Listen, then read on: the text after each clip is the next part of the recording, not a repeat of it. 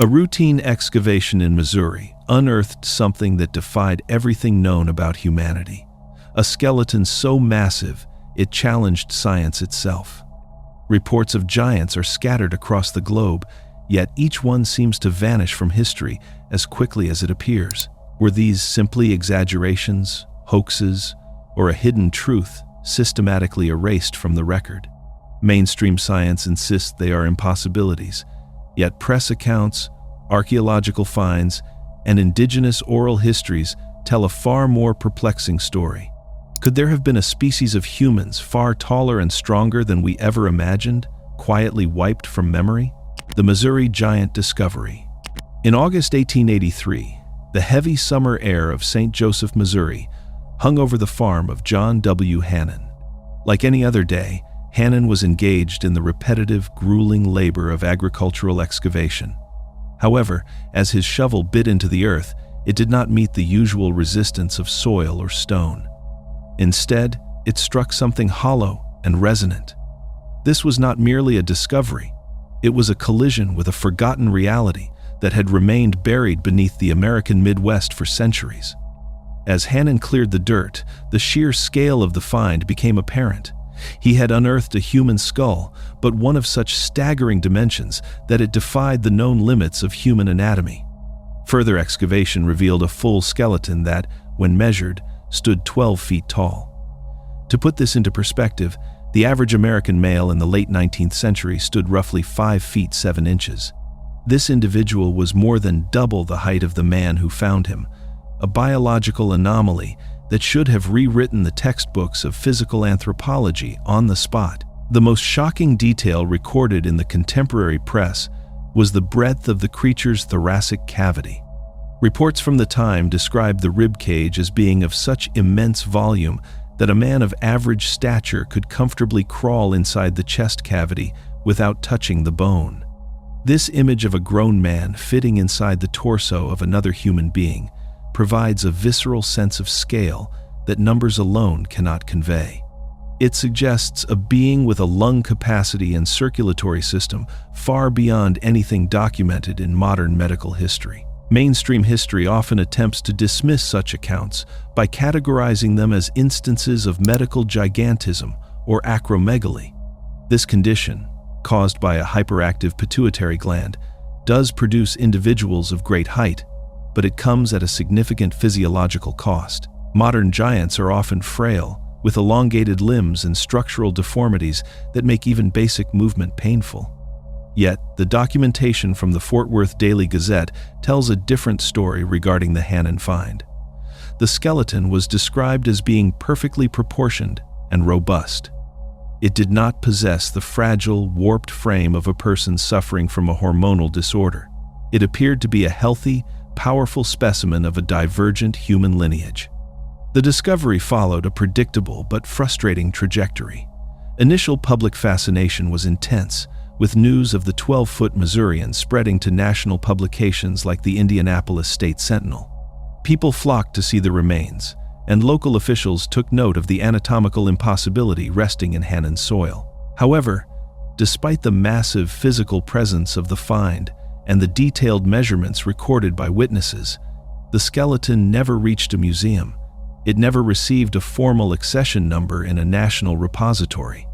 Shortly after the initial flurry of newspaper reports, the physical evidence simply evaporated. There was no scientific follow-up, no peer-reviewed analysis, and no permanent exhibit. The Missouri Giant vanished from the public record as quickly as it had been unearthed. This pattern of a high-profile discovery, followed by a total lack of institutional interest, suggests a calculated silence. One must consider how a 12-foot-tall physical reality, witnessed by a community and documented by the press, could be allowed to simply fade into the margins of folklore. The global census of giants. The Missouri discovery was not a solitary outlier, but a single data point in a vast, global ledger of anomalous findings. Between the early 19th and mid-20th centuries, a pattern emerged that stretched from the high deserts of the American West to the ancient soils of Europe. These were not merely stories. They were physical encounters recorded by miners, engineers, and scientists who found themselves staring at the remains of a humanity that did not fit the standard evolutionary timeline. In 1911, the search for resources led miners James Hart and David Pugh into the depths of Lovelock Cave in Nevada. As they cleared away massive deposits of bat guano, they uncovered mummified remains that stood between 6.5 and 8 feet tall. These individuals possessed a striking physical trait: brownish-red hair that had resisted the decay of centuries. John T. Reed, a mining engineer who arrived to investigate, conducted a direct comparison by holding a recovered femur against his own leg. Based on the proportions of the bone, he estimated the individual would have stood nearly 9.5 feet tall in life. While the cave yielded thousands of ordinary artifacts now housed in the Smithsonian, the giant skeletal remains themselves drifted into a peculiar state of institutional limbo. Reports surfaced of skulls being kept in the back rooms of local museums, hidden from public view, because the state officially refused to recognize their existence. This transition from a physical discovery to a state of non-existence became a recurring theme. The phenomenon reached the Pacific coast in the 1920s through the work of Ralph Glidden on Santa Catalina Island. Glidden claimed to have excavated over 800 grave sites containing thousands of skeletons.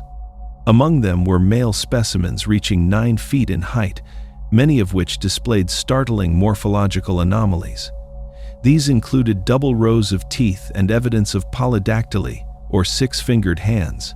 One specific burial site featured a giant male positioned beneath a soapstone urn containing the remains of a young girl, suggesting a complex social or ritualistic structure for these oversized inhabitants. Despite the volume of Glidden's collection, it was eventually sold and transferred to university archives, where it was effectively removed from the public record. Across the Atlantic, the evidence continued to mount. In 1890, at a Neolithic cemetery in Castelnau-les, France, anthropologist Georges Vacher de la Puge discovered bone fragments, including portions of a tibia and femur, belonging to an individual he calculated to be 11.5 feet tall. These bones were analyzed at the University of Montpellier by professors of anatomy who confirmed their human origin and extraordinary size. Yet, like the finds in Nevada and California, these bones were reportedly lost under suspicious circumstances during the chaos of the early 20th century. In Ireland, the 1895 report of the Antrim giant, a 12-foot figure with a massive chest circumference, followed the same path. After being exhibited across the United Kingdom and becoming the subject of a legal battle, it was moved to a London warehouse and never seen again. When these events are viewed in isolation, they are easy to dismiss as local legends or historical curiosities. However, when mapped together, they reveal a global census of a divergent species. The consistency of the physical descriptions, the red hair, the double rows of teeth, the proportional strength, suggests a biological reality that was once widespread. This is no longer a story of discovery, but a story of systematic loss. Every time a specimen reached the doors of a major institution, it seemed to pass through a veil, transforming from a scientific breakthrough into a vanished artifact. The institutional shroud of history. The transition from a physical discovery in a farmer's field to a ghost in the National Archives is rarely an accident of time. It is the result of a coordinated, institutional effort to protect a specific version of human history. At the center of this effort stood the Smithsonian Institution and its Bureau of Ethnology. During the late 19th and early 20th centuries, this body became the ultimate arbiter of what was considered scientifically valid and what was dismissed as myth. The primary architect of this curated ignorance was Alois Hrdlicka, who served as the curator of physical anthropology from 1903 to 1943. For 40 years, Hrdlicka acted as a gatekeeper, fiercely defending a linear narrative of human migration and development. He was particularly invested in debunking the mound builder theory, which suggested that an advanced, physically distinct race, often described as giants, had preceded modern indigenous tribes in North America. Hrdlicka did not merely disagree with reports of 7 to 8 foot skeletons. He systematically dismissed them as amateur errors or the product of a desperate will to believe. The internal records of the Smithsonian, however, tell a contradictory story. While Hrdlicka was publicly dismissing the existence of giant remains, the institution's own annual reports and field logs from the late 1800s recorded the receipt of thousands of skeletons from local excavators across the country. There is a glaring disparity between what was sent to Washington and what remains in the public catalogs today. Research into these archives reveals significant accession gaps. The Smithsonian officially documented the collection of over 18,000 Native American skeletons, yet the specific, oversized individuals reported in the press and transferred to their care frequently lack corresponding entry numbers in modern databases. This is not a matter of a few misplaced bones. It is a selective disappearance. While common prehistoric fauna and standard human remains are meticulously preserved, catalogued, and made available for study, the anomalous specimens seem to have reached the institution only to enter a state of permanent archival absence. This calculated silence serves as a powerful tool for maintaining the historical status quo. If the physical evidence is never officially entered into the record, it technically never existed in the eyes of academia. In the modern era, new layers of bureaucracy have been added to this institutional shroud. The Native American Graves Protection and Repatriation Act, or NAGPRA, was established with the noble intent of returning ancestral remains to their rightful descendants. However, it has also become a convenient mechanism for museums to remove controversial remains from public and scientific scrutiny. By classifying anomalous skeletons such as the red-haired individuals from Lovelock Cave under the broad umbrella of repatriation, institutions can restrict access and prevent independent analysis. This creates a legal barrier that is nearly impossible to bypass. When researchers ask to see the Lovelock skulls or the Catalina remains, they are often told that the state does not recognize the finds, or that the remains are in restricted storage awaiting a repatriation process that may never conclude. This use of a legal shroud ensures that the biological reality of these beings remains hidden, effectively sanitizing the past to fit the narrow confines of established anthropology. The evidence has not been debunked. It has simply been made inaccessible. The architecture of the Titans. The physical evidence for a larger-scaled humanity is not confined to the silent drawers of museum archives. It exists in the very stones and proportions of the world we still walk through today. Throughout the late 19th century, a series of massive global exhibitions, known as the World's Fairs, showcased architectural wonders that seemed to defy the technical capabilities of the era. These structures, particularly those seen at the 1893 Columbian Exposition in Chicago, featured doorways exceeding 15 feet in height, towering ceilings, and grand staircases that appeared scaled for beings far larger than the average human visitor. The official historical narrative maintains that these grand structures, often referred to as white cities, were merely temporary displays. They were reportedly constructed from a mixture of plaster, cement, and jute fiber known as staff, draped over wooden frames. These masterpieces were intended to stand for only a few months before being demolished. However, this explanation begins to crumble when one examines the extreme complexity of the buildings. They were not just hollow shells. They possessed sophisticated hydraulic networks, perfect acoustic engineering, and mortarless precision stonework that would be difficult to achieve even with permanent materials today. The Tartarian hypothesis suggests a different origin for these structures. It proposes that these buildings were not the celebration of a new age of progress, but the final remnants of a pre-existing, advanced civilization that has been erased from the modern timeline. According to this view, the World's Fairs were actually the final exhibitions of an older world's architecture before it was systematically cleared away. The scale of these buildings, the sheer height of the portals, and the breadth of the corridors suggests they were originally designed for the same 9 to 12-foot individuals found in the Missouri and Nevada. Excavations. The intentional and rapid demolition of these cities following the fairs serves as a narrative reset. Consider the immense economic and physical effort required to build a technological masterpiece like the Palace of Fine Arts or the Court of Honor, only to tear it down 6 months later. Such an act does not align with the logic of progress. It aligns with the logic of a cover-up.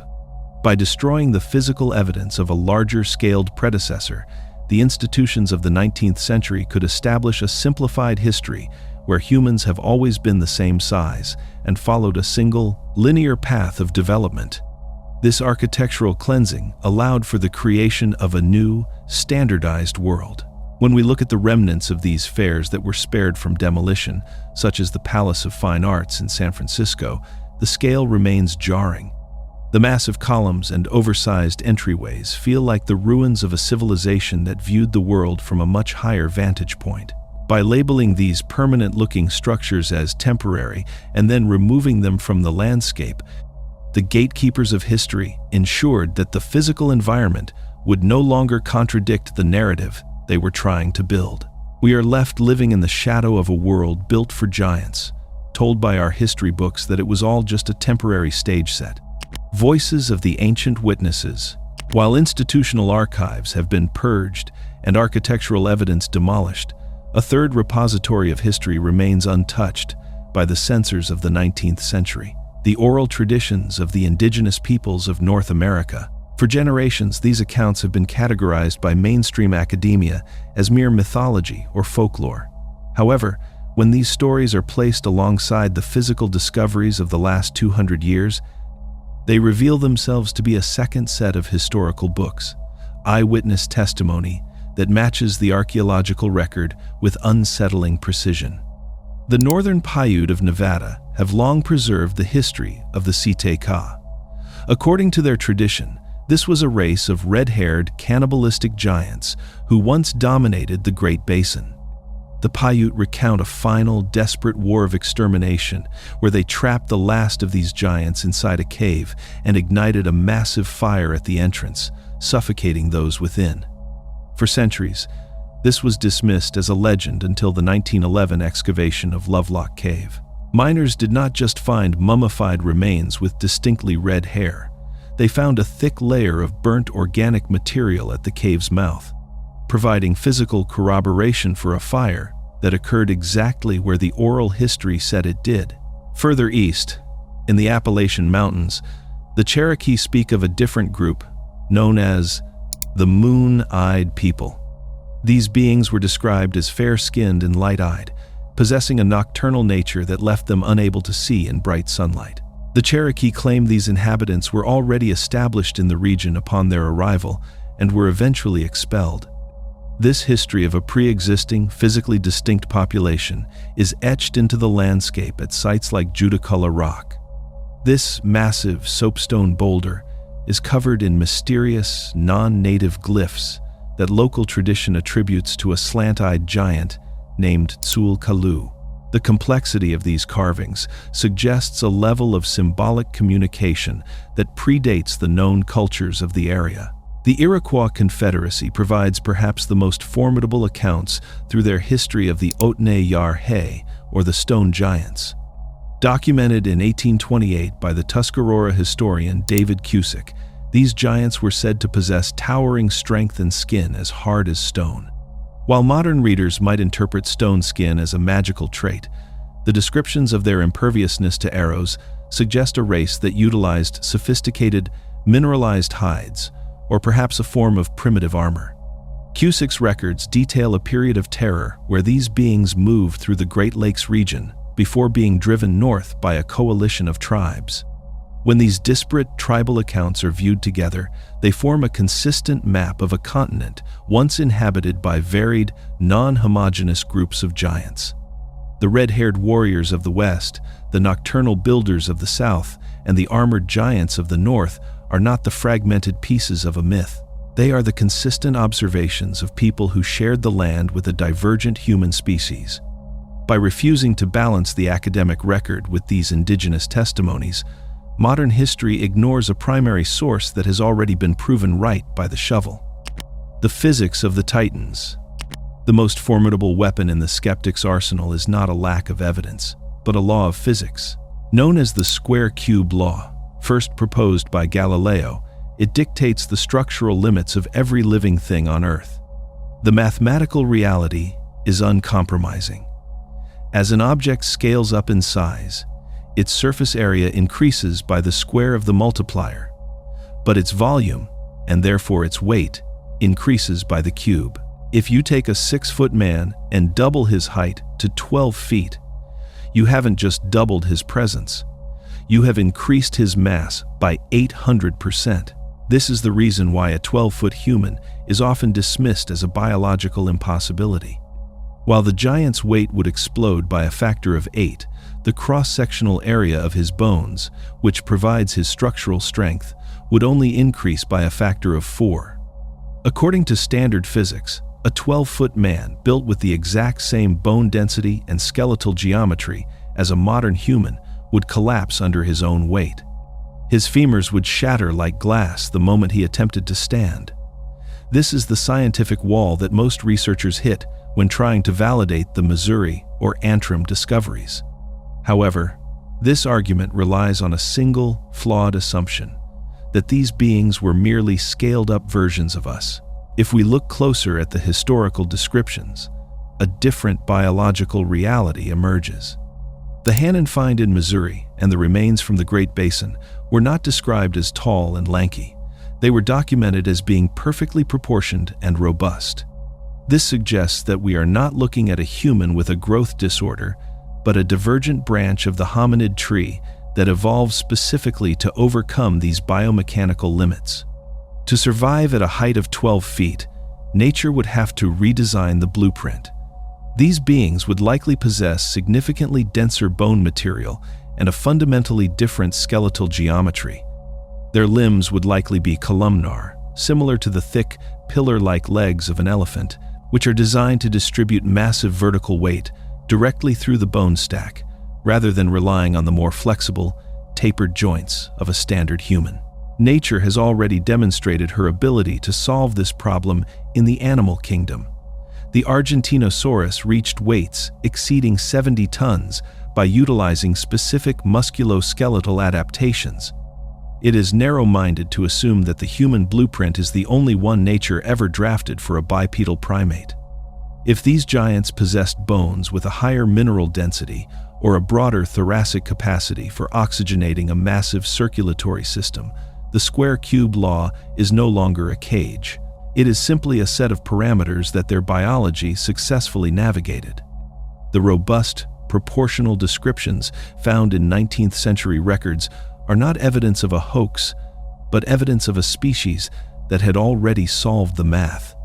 When we dismiss these findings based on our own skeletal limits, we aren't following the science. We are ignoring the possibility that another version of humanity once stood much taller than we do. The hidden history unveiled. To maintain the current historical narrative, skeptics generally rely on two explanations for the giant remains of the 19th century: medical pathology or elaborate hoaxes. However, when these explanations are tested against the specific details of the archaeological record, they begin to falter. The most common comparison used to dismiss ancient giants is Robert Wadlow, the tallest verified man in modern history, who reached 8 feet 11 inches. While Wadlow was a marvel of height, he was also a tragic example of the limits of the human frame. Under the stress of acromegalic gigantism, he required leg braces to walk, suffered from chronic frailty, and died at the age of 22 from a simple infection. The skeletons unearthed in Missouri, Nevada, and France do not match this profile of a fragile, diseased giant. Instead, they were consistently described as robust and warrior-like, possessing a physical density that suggested they were built for the scale they occupied. These remains frequently displayed unique genetic markers that are absent in cases of medical gigantism, such as double rows of teeth and 6-fingered hands. A pituitary disorder might make a person tall, but it does not independently reorganize their dental anatomy or add extra digits to their limbs. These are signs of a divergent species, not a hormonal accident. The second defense: The hoax theory is equally difficult to sustain on a global scale. While famous frauds like the Cardiff Giant certainly existed, the idea of a coordinated, worldwide hoax in the 1800s is statistically improbable. Farmers in Missouri, miners in Nevada, and anthropologists in France had no way of communicating their specific anatomical fabrications to one another. Yet, they all reported the exact same anomalies: the red hair, the massive thoracic cavities, and the perfectly proportioned limbs. It is a mathematical impossibility for unrelated individuals across 3 continents to independently invent the same specific physical motifs before the age of the internet. The systematic disappearance of these discoveries suggests that our history is a carefully constructed fiction. By removing the 1883 Missouri Giant, the Lovelock mummies, and the Castelnau bones from the public record, institutions have sanitized the past to protect a narrative of simple, linear progress. This policy of silence is not a result of a lack of evidence, but a deliberate effort to maintain a status quo that cannot accommodate the biological reality of these beings. When we look at the surviving architecture and the indigenous lore that matches the buried bones, the fiction begins to unravel. We are left to wonder about the true nature of our heritage. If a robust, divergent race of giants once shared this planet with us, their erasure changes everything we know about our place in the world. The evidence suggests that we are not the first masters of this earth, but perhaps the smaller survivors of a much greater civilization. We must consider what else remains hidden in the restricted basements of our history, waiting for a shovel to strike the earth and reveal the truth once more.